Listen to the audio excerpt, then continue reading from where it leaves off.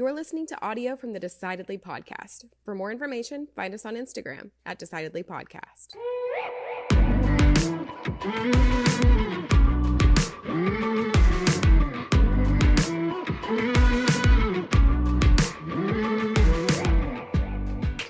All right, we've got another episode of Make My Decision. Sean, you're going to read Reddit posts where people are having trouble making a choice, and right. I'm going to make their decision for them so they don't have to stress. Do you feel put on the spot when I read these questions? I love it. I love dictating the outcomes of others' lives. You know nothing about you. Yeah, I've never met them. You're just going to spout off. All right, here we go. You ready? I'm ready. So this is from the Real Writer 1. It says, I accepted a job offer, but before I started working, I found an option that suits me better. How do I decline the first offer without coming through as childish, unreliable, or incompetent? This is a trick question. Okay. All right. Because you will come across that way. You will come across as unreliable for sure. You will certainly come across as unreliable. I don't know that you're going to come across as incompetent nor childish. You will come across as someone who doesn't keep his word. Now, that doesn't mean that you shouldn't take the job. I don't know. Did you sign a contract? No, you didn't sign a contract. You did give you did have a, handshake deal with this company that's allotted some resources to hiring you. They've made a decision. And if the roles were reversed, if you had gotten ready to move across town, gotten ready to start your job on Monday, and they called you on Saturday afternoon and said, so sorry, there was another candidate who came in. Was better fit. We were not expecting to hear from them. They're a better fit than you, and so we're going to have to withdraw our offer. You would tell everybody and their mama about how terrible that company is. Right. So you're doing the same thing. You made a commitment to people, and you are taking that commitment away. Now, just because you said you're going to work at a company doesn't mean you've got a lifetime oath of employment, a lifetime oath of service to this company. It doesn't mean that. I do think that you should be very, very careful about breaking your word. Sometimes things happen. Sometimes maybe this company would be very understanding. But if you're trying to avoid the consequences of being someone who breaks his word, that's a false choice. You can't avoid the consequences of that. Now, without knowing the specifics, without knowing the salary difference and the benefits and the maybe this company was across the country and you just got a job offer that's going to allow you to stay at home where your family is. Hey, that's probably the right choice to take this new offer. I don't know. You can't avoid it. All they said was it suits them better. They didn't provide a lot of substantive I think that this is I've noticed a trend in our culture over the past several years where loyalty is no longer a virtue. We don't value the employee that stays with us for 40 years. We don't value the company that's employed us for 30 years. We don't value our spouses that we've been with for decades. We don't value the communities that raised us. We move on. We find the next best thing. We're always finding the next best thing, and that has its consequences. One of those consequences is that you're going to people aren't going to rely on you, and people are going to think that you're going to be finding the next best thing. And, it doesn't mean that you can never make a change in life. It doesn't mean that you've got to stick with this company just because you said you'd take the job. I mean, I've had that happen to me where I offer jobs to people and they say yes, and then something changes in their life and they have to say no. It is going to impact how I view that person. Sure. and if you're trying to avoid the consequences, that is impossible. It's impossible. So simultaneous to this movement in our culture where we don't value loyalty, we also have another separate movement. Sometimes they cross over, a movement of avoiding consequences for everything. We want to avoid the consequences of heavy drinking. We want to avoid the consequences of divorce. We want to avoid the consequences of not having loyalty and not rewarding loyalty, and instead incentivizing finding the next best thing. There's going to be consequences. One of the consequences, if you choose to take this job, is that the first company that offered you the job is going to think that you're someone that doesn't keep his word. and you got to decide, are the relationships at that company, is that company someone that, is that an organization that I'm ever going to want to cross paths with? Am I going to do business with them again? How are they going to show up in my life? Do I want to burn this bridge? Maybe you do. I'm not saying that you shouldn't, because I don't know the details, but you certainly cannot avoid the consequences of it. And that seems to be the question is they want to be flaky, but not be seen as flaky. Yeah. How do I cancel plans on my friends without them thinking that I'm a flake? Right. Well, they're going to think you're a flake. Okay. So, all right. Here's another question from Green Vortex 3. I feel like a drifter. Should I go with my urge to travel aimlessly, or do I continue life as it is now? Go to work, come home, watch TV, sleep, and repeat. People around me expect the second option of me, but I'd prefer to do the first, which is the travel. Do I appease those around me, or do I go down my own path? Okay. Another trick question. I love this. The answer is neither. The two options that you've presented. Should I go with my urge to travel aimlessly? Aimless, right. They said is it. What you said. Or do I continue my life, go to work, come home, and he even says watch anime, right? I feel like that's an important context to, we're not just watching any TV, we're watching anime. That's what your family wants from you. They want you to come home and watch anime after you go to work. I don't think that anybody who loves you wants you to take either of those options, because what's missing, what's the major component of both of these choices that is missing? It is responsibility. Oh, I think it's something different. It's responsibility. I think it's purpose. That's the same thing. It's not the same. It's the exact same thing. It's the exact same thing. If you have no responsibility, you have no purpose. If you have nothing to be responsible for, no one to be responsible to, you have no purpose.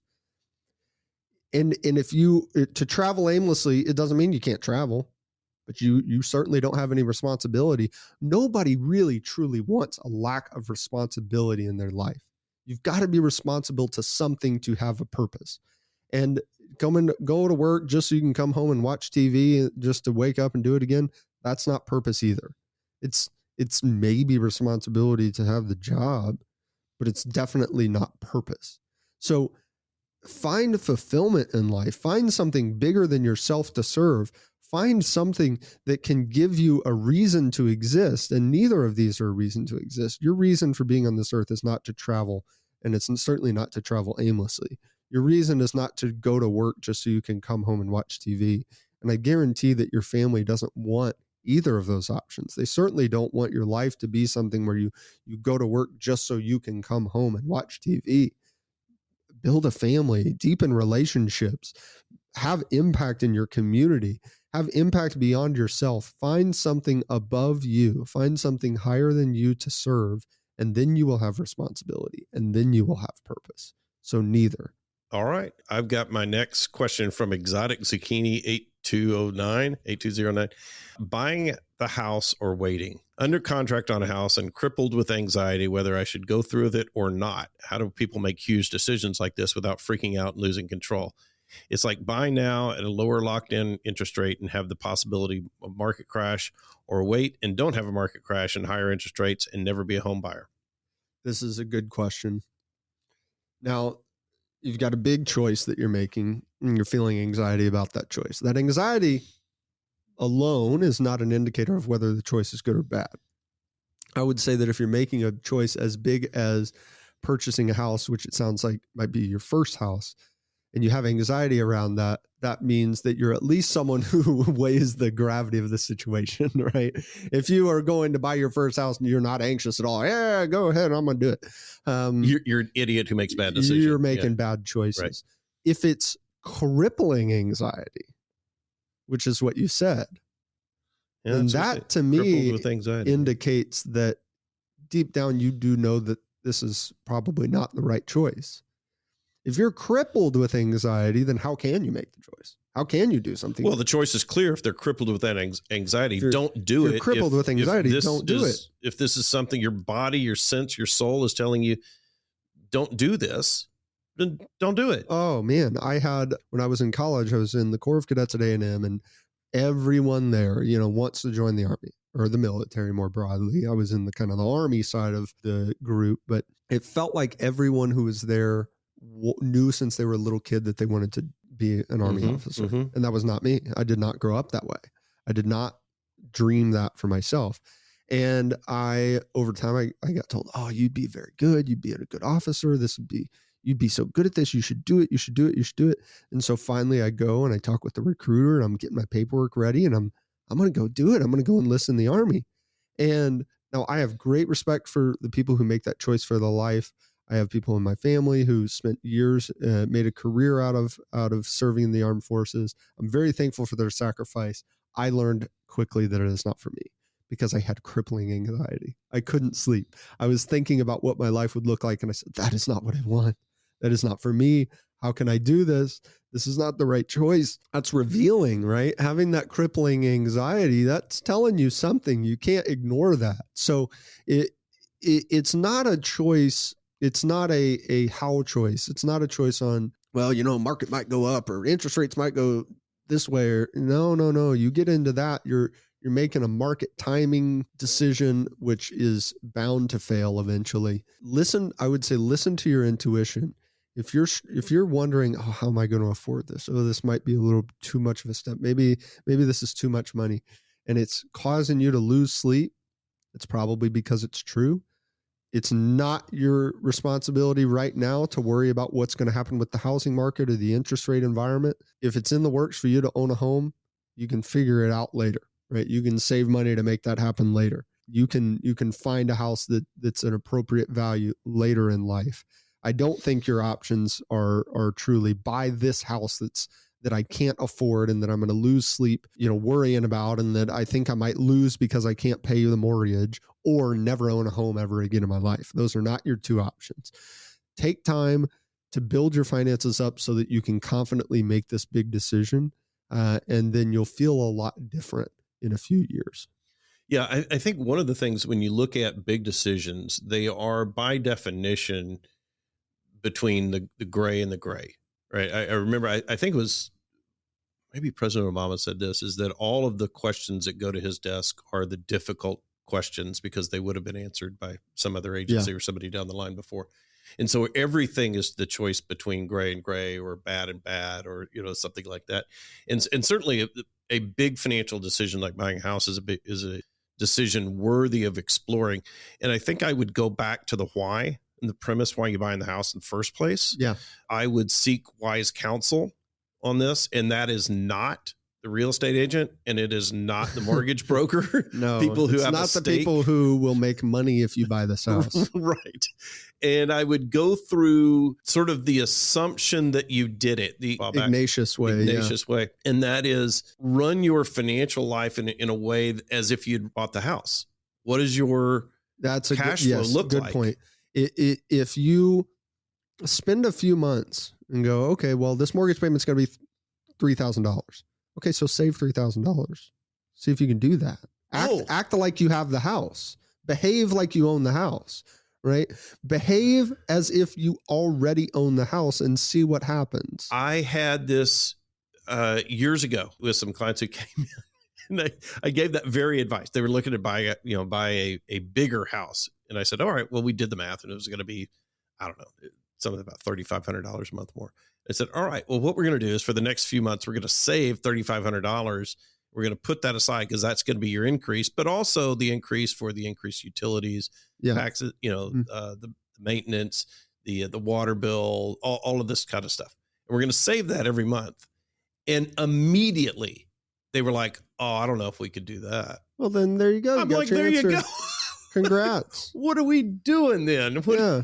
So here's my advice then is, speak with someone who's been down this road before, who does not have a financial interest in you purchasing this house. Get their input based on your unique situation, not whether or not it's a good idea to buy houses right now, right? Your unique situation based on how much money you have, what you're earning, what you're saving, etc. And then act as if you own the house. Save your money and spend your money as if you already own that house, and you'll know very quickly. Yep. I have another question for you. This is from. Is our last one? This is the last one. Yeah. Okay. From AJ Blitz 811. All right. Oh, you already blew your armed forces story. You should have saved that story for this question. What do we got? Here's this question: joining the armed forces. Okay. Right. Well, perfect. Yeah, I've been thinking about it a lot, and I think I want to join the armed forces and be a combat medic. I just finished my first year of college, and my friend has been telling me about his time in the Army. I'm in good shape, not worried about the physical, mental aspects of it, but I've talked to my dad. He thinks I should stay in college and get my degree in biomedical information. I've done fine through my first staying above 3.0 GPA, so it's really a toss-up. The only thing holding me back is that I think my parents would be disappointed because I didn't continue my education. Okay. So this is a good decision as well. It sounds like you are not in the same place that I was in when I was considering joining the armed forces, because you're not having crippling anxiety, which is good. Yeah. So I want to point something out. The benefit that AJ Blitz has is he's already received very bad advice. So the top comment on this thread says, if it's what you want to do, I think you should go for it. It seems like you really want to do this in life. So I think you should do it. Will make you happy. Horrible advice. Horrible advice for two reasons. All right. One, you don't do what makes you happy. You don't make choices that make you happy. That's a false choice. You can choose to be happy, but the choices in life that you make will not make you happy. The career that you choose will not make you happy. Where you live will not make you happy. You can choose to be happy. You are not going to be happy because you joined the Army or not. You're going to be happy because of having purpose in life. That's what's going to make you happy. Moving towards that and focus on that purpose and the journey of fulfillment. That's what's going to make you happy. So number one, how this decision plays out is not what's going to be what makes you happy or not. Two, I absolutely disagree with what this commenter said, which is it sounds like this is what you really want to do in life, because it doesn't sound like that at all. It sounds like, and this is exactly what you said, I think I want to join the armed forces. Mm-hmm. I think. That sounds absolutely nothing like you really want to do it. You're not saying, hey man, this is what I really want to do. I've always dreamed about it. I've explored it. I've researched it. I know this is what my purpose is. Yeah, that's not how they phrased it. Yep. No, you said, I think. And here's the good news for you. You're in college, and sure, college is there for you to gain technical skills and to learn a little bit about art and history and math. It's also there. The purpose of the college experience is for you to move from I don't know what I want to do to I think I know what I want to do to I know what I want to do. And you're in that thinking phase. So spend a little bit more time in college, figure out truly what you really want to do, and go do that. And don't drop out of this transitionary period you're in where that's designed to help you figure out what you want to do. Don't bail on that experience on a think I wanna. If you get to the point, maybe at the end of next year, where you say, you know what, I really do want to do this. I would not forgive myself if I miss this opportunity. This is what I want to do in my life. This is where my strengths are aligned and where I'll be able to fulfill my calling. I'm going to do it. Good. Do it. If you're not sure about it, then stay in the place that's designed to help you answer that question. Well, and also I think it's not an either or question. There is the option to finish college and then join the Army. Yeah, your college, in fact, guaranteed, if you live in the United States, which I'm guessing you do, if you live in the United States and you go to any public institution, they have an ROTC program. Mm-hmm. Every single public institution has an ROTC program, and most private institutions have ROTC programs. Mm-hmm. So you probably can do both of these. And then guess what? Then you get to join as an officer. So it's even better. So absolutely, I would say at this point, don't drop out. I'm not saying never drop out and pursue a career. I'm not saying never drop out and join the armed forces. I'm saying that if it's I think I want to, give it some time, explore ROTC, It doesn't mean that you just have to do what your dad thinks you want to do because your dad thinks you want to do it. But if you're unsure, then that is a very good indicator that it's not for you. You just made a great decision to listen to this episode of Decidedly. Make another great decision and leave us a 5-star review wherever you listen to podcasts. We appreciate your support. It helps others find our community and defeat bad decision-making in their own lives. For more daily decision-making insights, check us out at decidedlypodcast.com and on Facebook and Instagram at Decidedly Podcast. Thanks again for listening. I'm Sanger Smith, and this is Decidedly. Insights, advice, and comments provided by Sean Smith, Sanger Smith, and speakers identified as part of the Decidedly podcast should not be considered recommendations. Speakers not identified as members of Decidedly are expressing their opinion, and their statements should not be construed as reflecting the views of the Decidedly team. This podcast is produced solely for informational purposes, not personalized advice.